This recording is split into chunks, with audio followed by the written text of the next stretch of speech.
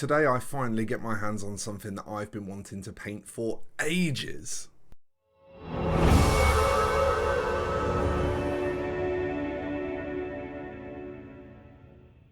And that thing is a Leviathan Dreadnought from Forge World. I've been wanting, I have been coveting, I have been salivating over these things for so long now, and I just never seem to find an excuse to buy myself one. I don't know why it's worked out that way, but it's always worked out that way. So you can imagine how delighted I was when I was commissioned to paint one.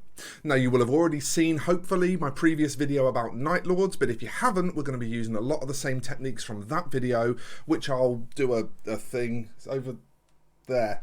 I'll do a thing there so that you can see that.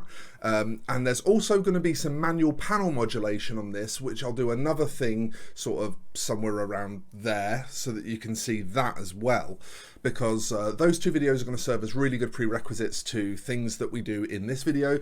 So you might want to watch them afterwards, because I will be skipping over stuff for the sake of not doing it too many times. So let's go paint a Leviathan Dreadnought. I'm very excited. Very, very excited. Okay, step one involves a very tight but very heavy dry brush with some P3 boiler black over our black undercoat. Now, the idea here is to use a small dry brush so that we can get right into the details. That's why I call it a tight dry brush. So we only want the very deepest recesses to not have any paint on them. But at the same time, this is going to be a heavy dry brush because we're trying to build up a lot of this boiler black as a good solid base to the further metallics that we're going to do shortly. Step two is P3 cold steel, and we're still going to be using the small dry brush here because this is a mid-tone, so we still want a fair bit of it. We're going to be getting it into the tighter details slightly, but it's going to be a little bit more gentle than the previous one. Okay, so now for step three, I'm going to finally move up to the big brush, and this time we're just going to dry brush in some Necron compound. Now, the reason to move up to the big brush here is because it can't get into the tight detail, so it's forced to highlight by very virtue of the fact that it can't hit the shadows because the brush is too big. Clever, eh? Okay, next job is some Exile Blue from P3, and we're going to start blocking in armor panels with this. It's very simple, it's very straightforward. It is a little bit time consuming, but for the purposes of this job, the client wanted a bit of texture in the finish. They didn't want the finish to be like ultra smooth. So I figured it would make more sense for this one to do the metal skeleton first and then manually paint all of the armor plates. You could totally do it the other way around. You could do the metal skeleton with the airbrush, or you could airbrush on the armor plate color first and then paint in the metal skeleton. There are a number of ways you can tackle it. Okay, from there we'll do some selective shading with Nuln Oil. There's a few areas here where they're going to be painted black, so it kind of doesn't matter if the Nuln Oil hits them, but for the most part we're trying not to dull too much of the visible metal. The bits that are kind of tucked away in the recesses where it's all going to get oily and grimy, those are more the bits where we're happy for the Nuln Oil to dull things down a lot. Right, next up is that highlighting process. As I said, there are links at the start of the video that show the two videos that kind of pertain to the techniques I'm using here. This is very time consuming, so I'm not going to sit here and go through the whole thing. It probably took about 3-4 hours to glaze up all of the highlights on this because it's a big miniature with a lot of flat panels. However, when all of that is done, you do end up with a Dreadnought that looks a little bit like this. Okay, next I have this really cool idea that I want to paint like a skull thing over the face, incorporating it into the helmet, and I feel like I was maybe being a bit too clever here, but it did work out really well in the end. The idea was that I painted a skull onto the helmet, which involved lots of reaching down into that little nook. Wasn't easy, but then on the little faceplate wraparound bit over the front of it, I painted a continuation of that skull so that when you line it up perfectly front facing, it looks like there's one big skull in the middle of the body of the Dreadnought. Pretty cool, I think. And since that worked out well, I also decided to freehand the wing motif of the Night Lords onto the chest plates either side. Figured I could just sort of complete the Night Lords logo that way and it would look sweet.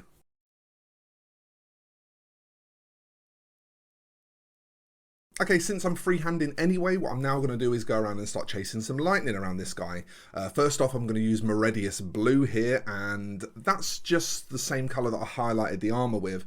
So obviously it's not going to create any contrast in the lightning, but it does sort of create a good base point for it to go on top of. Then we just sort of selectively chase a few bits of it with white to brighten it up, and this is where you start to get your high contrast spots now. So a good idea when you're doing this is to pick the lightning strikes that sort of form fall in areas that need contrast or areas where they can really benefit from contrast, and think about that and choose those lightning strikes to be the ones that you brighten up, and then leave the ones that are in the sort of busier areas to just kind of fall into the background and just play a little sort of supporting role. What I'm also going to do is any areas where I feel it's gone too bright, I'll just chase in a little bit of Meridius Blue as kind of a heavy glaze, and this will just sort of soften the white off a little bit, just take a bit of the edge off of it. Okay, and now it's time for a coat of matte varnish. This serves a number of purposes that help us here. It's going to make all of these armor plates look more consistent. It's going to get rid of all of the sort of satin glare, which is going to let me sort of double check my blends and make sure that they are where I want them to be. They were how I wanted them to be. As I said at the start, the client wanted quite a lot of texture, so I didn't want the blends too perfect, and that would have been kind of a mistake in this case, which is a bit weird. I know you wouldn't normally think of it that way. Okay, there's some details now around the miniature that I want to fill in with some P3 Rulic Gold.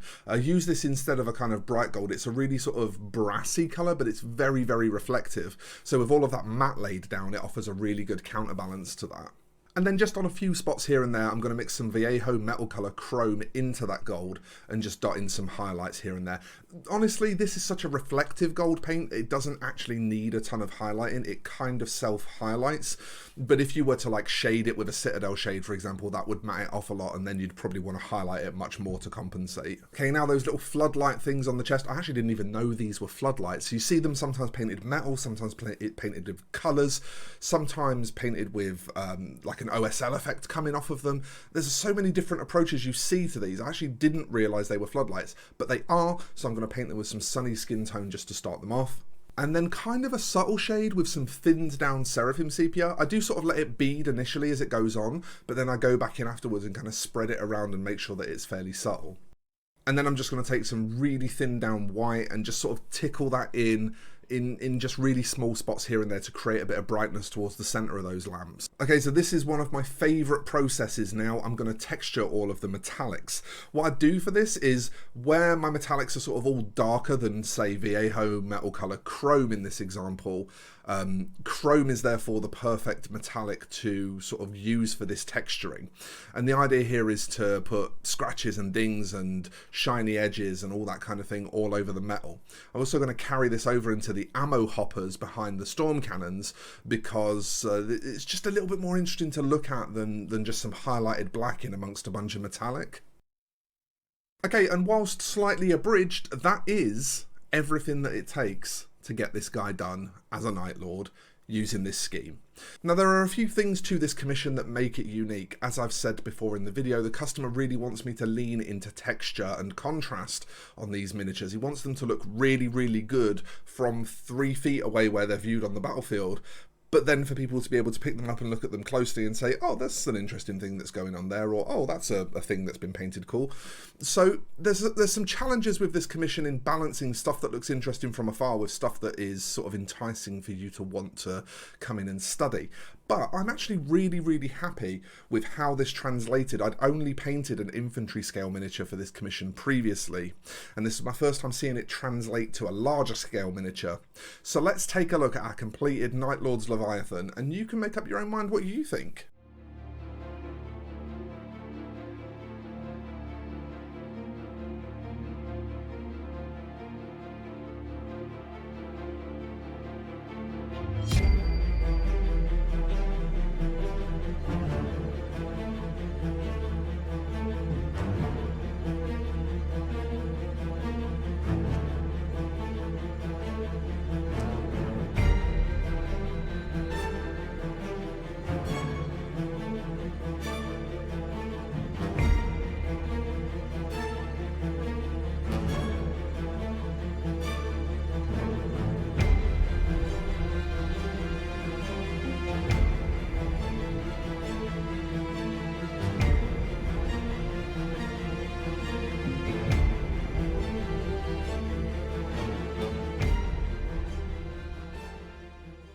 And there he is, actually, beneath the surface, a pretty simple paint job, just with one main process, that panel highlighting that's very, very slow, but everything else that went on top of it is really quite straightforward painting.